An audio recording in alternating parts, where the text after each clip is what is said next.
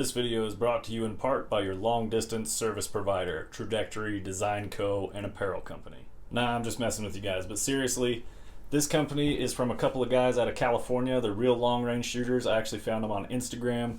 I will leave a link to their website and a couple of their Instagrams below. Please check them out. These guys are the real deal. They're in California, the land of communism, and these guys are so dedicated to long-range shooting they came up with an apparel company, and they're a bunch of great dudes. So please check the link. Find some badass shirts.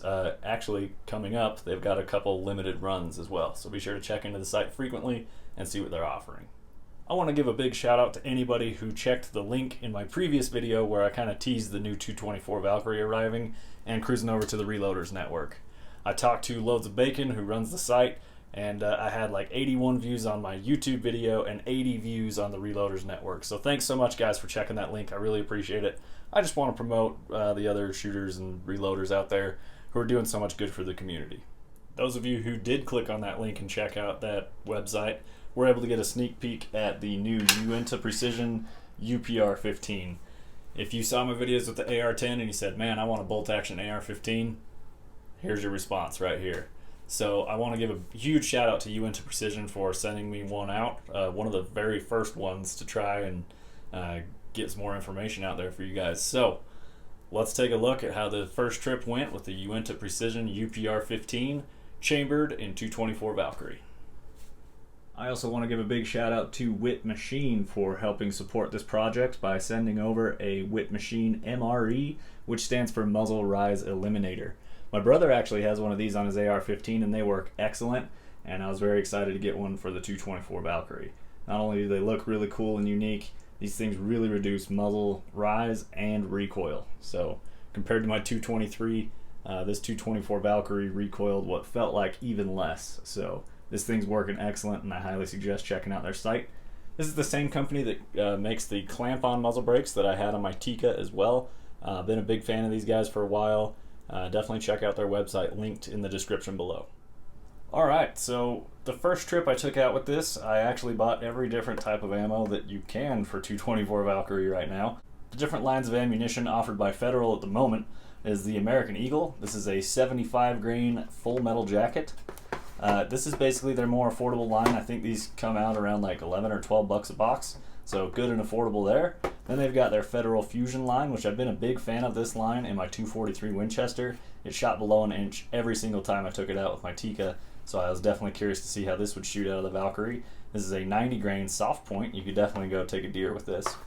And then finally, they have the star child of the 224 Valkyrie line, which is the 90 grain Sierra Matchking loaded up in some 224 Valkyrie brass. So let's take a look at the paper, see how they shot. I also got some velocities and standard deviations, so kind of what you can expect from these ammunitions.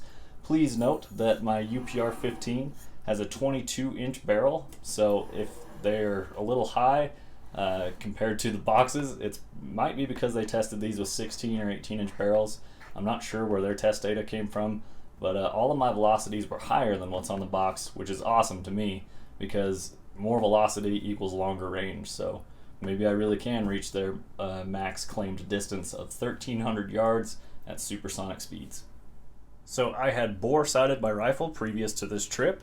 I took a shot, landed about right here, and then I took a second shot and it landed right here. So from there I just shot a group. These three grouped very tight right here. I mean, that's like 0.4 inches. And then with the fourth follow-up shot, that brought the group open a little bit. This is with the 75 grain full metal jacket load. And man, for the cheap stuff, shooting really great right out of the box.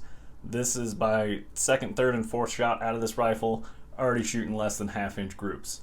All of the bullets together, the way I measure my groups, I measure from top to bottom and left to right, which is, here's the left and right measurement, here's the top to bottom measurement, and then I average them. So I add them together, divide them by 2, and that gives me an average of 0.805 MOA with this group. Same exact ammunition, just shot a second group with it. Again, doing the same type of measuring, left to right, 0.755, top to bottom, 1.345, give me an average of 1.05 MOA.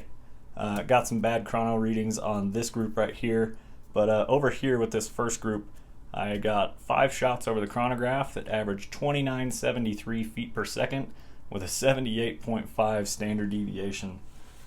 Now, I'm not saying that those are perfectly accurate numbers. My chronograph, when it sits in the sun, gives me a little bit crazy readings.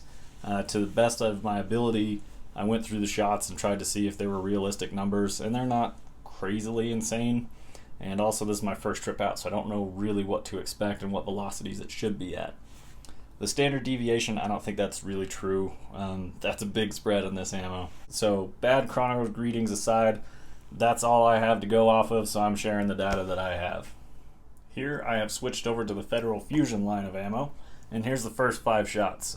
Quite a bit of vertical stringing, not much left to right.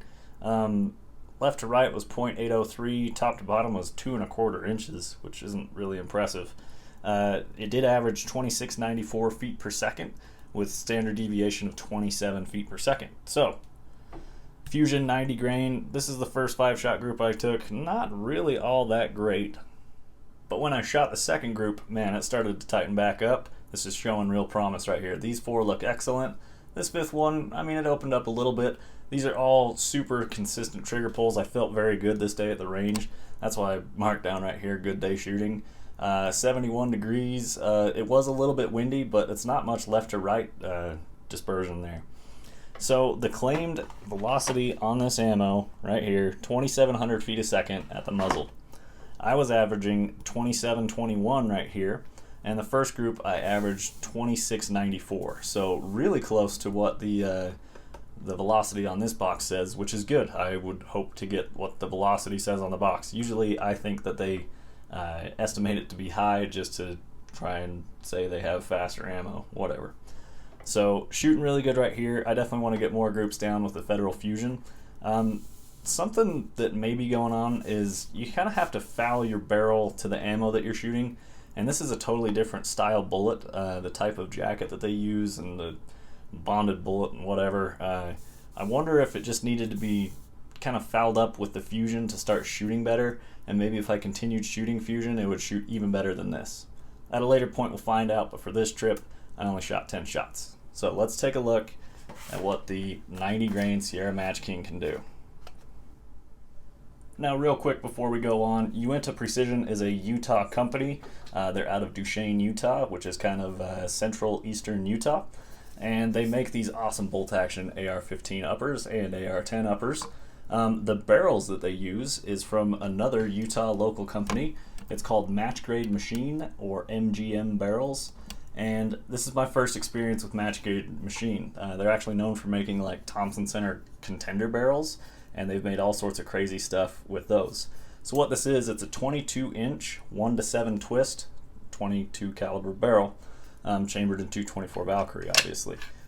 So I was really curious to see how this thing would shoot. Uintah Precision talked to them, and they said that they were getting outstanding accuracy with them, and so far I'm very impressed with this. So, with the 90 grain Match Kings, my first group was a little bit low. It was hitting low and left, almost went off the target. I was worried that it did go off the target for a second. But this one averaged out to 0.95 MOA. Again, I'm measuring left to right, top to bottom. If you measure the 2 furthest away shots, it's probably like 1.1, 1.2 inches, something like that. I averaged 2739 feet a second. Again, with this 90 grain Match King, it's saying that the projected muzzle velocity is 2,700 feet a second. I'm getting above that with a 22-inch barrel, so take that for what it's worth. I really think that that's awesome that I'm getting the velocities they say that it should be getting. This was the first group. Here's the second group. Man, it really sank those in there. This is a 5-shot group, and it averaged 0.323 MOA. It's 0.130 left to right, and it's a 1/2 inch tall. I averaged that out. It gave me a 0.323 MOA group. But you got 2 shots here, 2 shots here, and 1 basically connecting them. Super impressive. I really want to see more groups like this from this ammo. Now, obviously with factory ammo, maybe it's a bit of luck that I got the 5 cartridges that wanted to shoot into the same hole at the same time. But you know what? I'll take that any day of the week, and I hope to see more of that.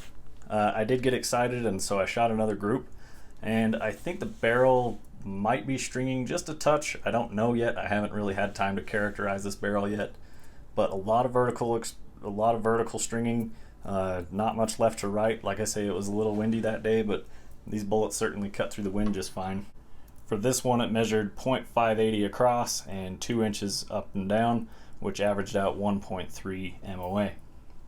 So that's how the factory Federal ammunition shot out of the rifle. So far, I think it's really excellent. This is a brand new barrel. It still needs to be shot in, and usually they start shooting even better once you start shooting them. So usually around round 60 plus, the barrel's good and fouled up, and it'll really start sinking them in there. But it's already shooting half-inch groups here, here, and here. So obviously this ammo, you can get some good groups out of it.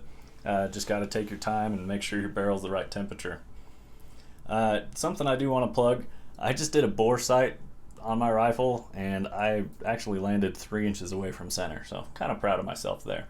That's one reason I shot the 75 grains first, because if I was way off, I wanted to use the cheap ammunition first and know that I'm getting those 90 grains on paper if I'm going to shoot them. This ammo is actually pretty affordable. It's like 22 bucks a box, which isn't crazy. For a small cartridge like this, I think they're priced pretty fair.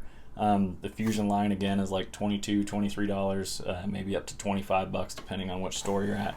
I got these off Midway USA, although I have seen these in a couple gun stores now, so it's good to see that it's actually getting out there. Although I've only seen the 90 grain Matchkings so far, I really want to see this on the shelves so I can go buy a cheap box ammo to go shoot. Well, what'd you guys think? Did it exceed your expectations? Did it shoot worse than you thought? What do you think of the Velocities? Comment below. I want to hear what you have to think.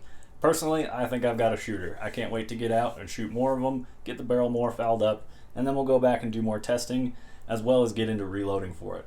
I don't have any reloading dies for it at the moment. I definitely will be in the near future, so if you want to watch reloading videos on 224 Valkyrie, be sure to subscribe to my channel. Thanks for stopping by. I really appreciate you checking it out. This is all me going out and shooting this ammo and me paying for it, so I can say exactly what it is. If I get more crazy standard deviations like my first chronograph readings gave me with the 75 feet a second, I'm going to tell you that. So I want you guys to tell me what you think, as well as what should I do with this 224 Valkyrie. How far should I go shoot it? I have a giant open range in the desert. Should I go see if it can go beyond the 1300 claimed supersonic yards? Or should I go right to 1300 yards and see how it shoots? Should I compare it to a 6.5 Creedmoor, which I have, or should I compare it to a long barrel AR-15 and see how a hot rodded 223 compares to the 224 Valkyrie? Thanks so much for watching, guys. Can't wait to hear your feedback. Let me know what you think. We'll see you guys in the next video.